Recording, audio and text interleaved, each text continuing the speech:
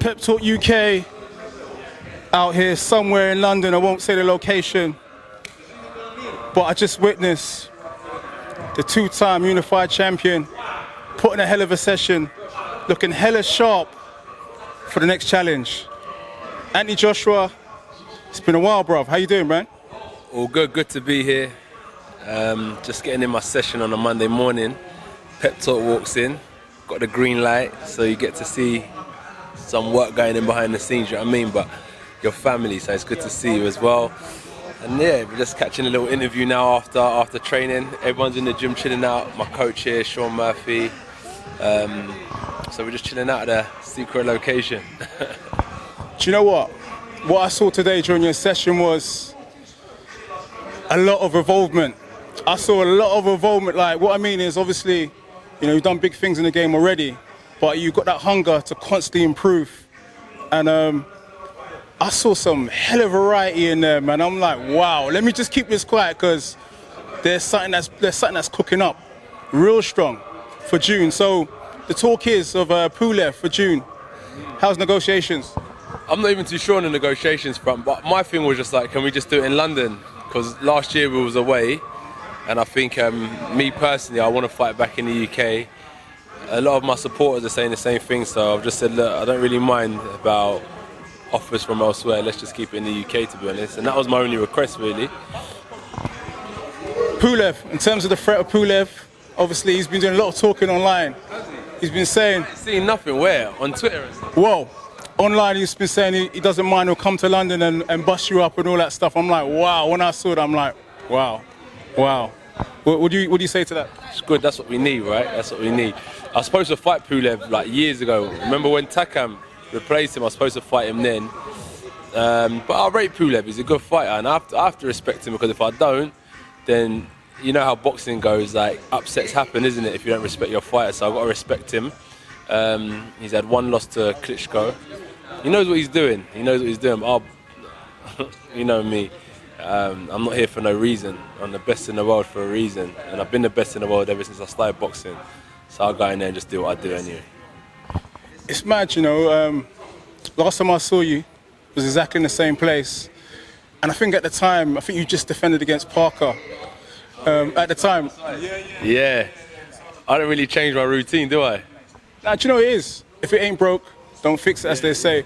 But I see that there's involvement on top of that as well, which is amazing. Do you know what I mean? Yeah. It's good. And that's like the consistency, like working efficiently, learning, taking notes after training, being in the environment with boxers and stuff like that. So it's all good, you know. So I always say, like, all right, I may not be good today, but 5 years from now, where will I be?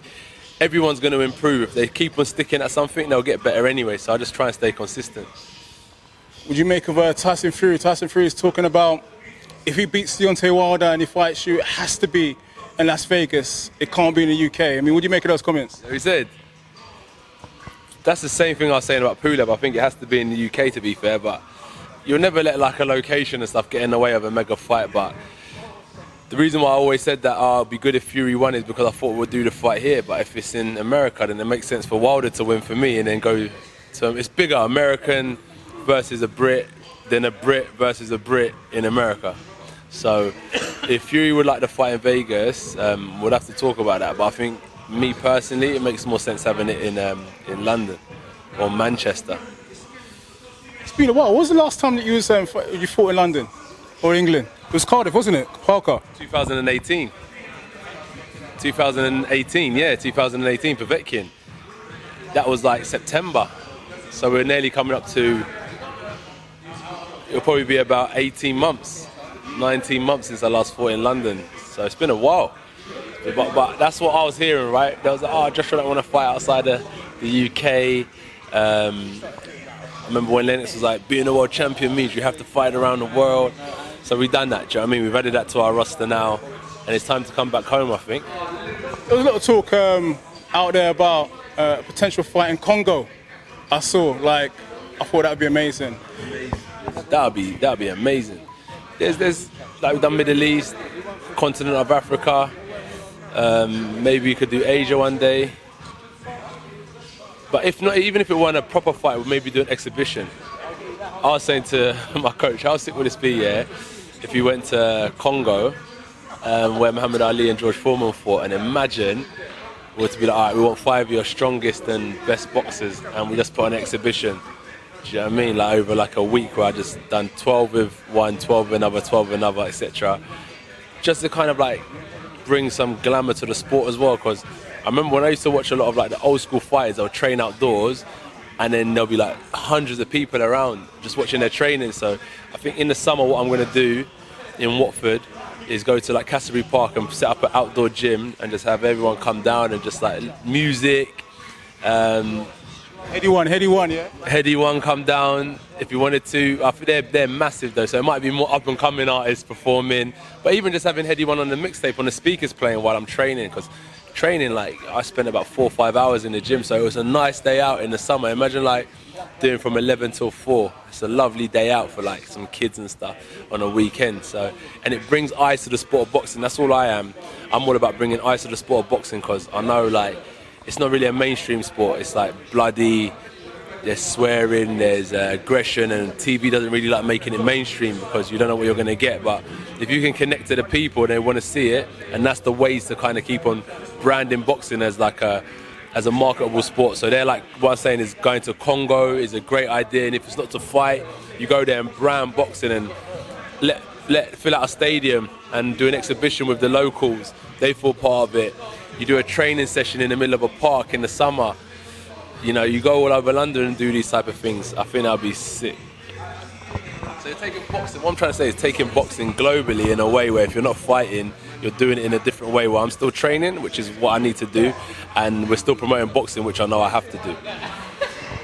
You know what? A lot of people at the level that you've reached would have said, you know what, I've done what I needed to do.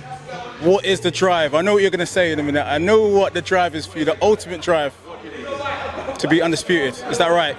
Yeah, that's a drive. I don't know, is undisputed a drive? It is, yeah, I'd love to be undisputed, but it's long. It's long, like, these men are just longing out the process, so it's just, I'll kind of just, it is what it is, innit? If I come undisputed, I come undisputed. If not, I've done what I've had to do. I just ain't got nothing else to do, bro. This is all I live for. Obviously, like, you've got to earn your cash as well, because I've got a lot of people that I want to take care of. I'm trying to build like charity arms that are self-funding, that I'm not like asking people for money. So I need to like box for like the benefit of other people as well, because I'm trying to set up a charity arm as well. What else am I doing it for? As I said, because I haven't got nothing else to do. This is what I dedicated myself to. This is all I know. And I just see the potential of improvement. As you said last time you was here, I've improved since then. So when I like analyse myself and stuff, when I study, I start seeing my own improvements. So I start thinking, imagine how good I could be in another year. And that's what keeps on prolonging the process, you know, because I just want to see how far I can take it. I'm only going to live once. I could die in a year's time. So at least I know I gave my all to what I love doing. You mentioned, we mentioned undisputed. Deontay Wilder, Tyson Fury, only in less than a week, I think it is, or just over a week. Yeah. It's going to be a hell of a fight, and I know you got your eyes on the winner. I mean, who for you wins that fight?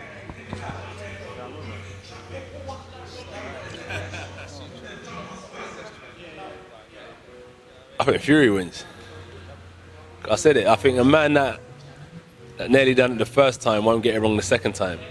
That's the only reason why. I think that he came so close the first time, to the point of a draw. Do you know what I mean? It wasn't like it was like 12 rounds masterclass and then got battered in the 12th and that just separated it. It was a draw. It was that close. So I just think Tyson Fury is going to correct his wrongs and come back and win. But I do think maybe, I don't know what Wilder took away from the last fight he had with Tyson Fury. Who's he fought since then? He fought Ortiz in a rematch, and he fought Brazil. I think Brazil's a decent campaigner, but I don't think he's like he's never been a world champion, do you know what I'm saying? Like, and neither has Ortiz. And then to be fair, Fury ain't fought anyone decent either. Who knows, innit? I just think I'm trying to find like logic behind what I'm saying, but at the end of the day, I think Fury will win because he came so close the first time and he wants his hands on the belt, so he'll probably go out there and do what he has to do to win this time. What do you reckon? I try to keep my opinion to myself these days, man. It's not easy. Fury's talking about the knockout. Now, we know Fury's got hella skills, but a knockout in 2 rounds? Nah. My opinion again. I've just never seen that in Fury anyway. And I don't even think Wilder would knock Fury out in 2 rounds. If Wilder was to come on knock him out in 2 rounds, it's not really that kind of party. Fury's an elite level, but he could do that to like a Brazil. Do you know what I'm saying?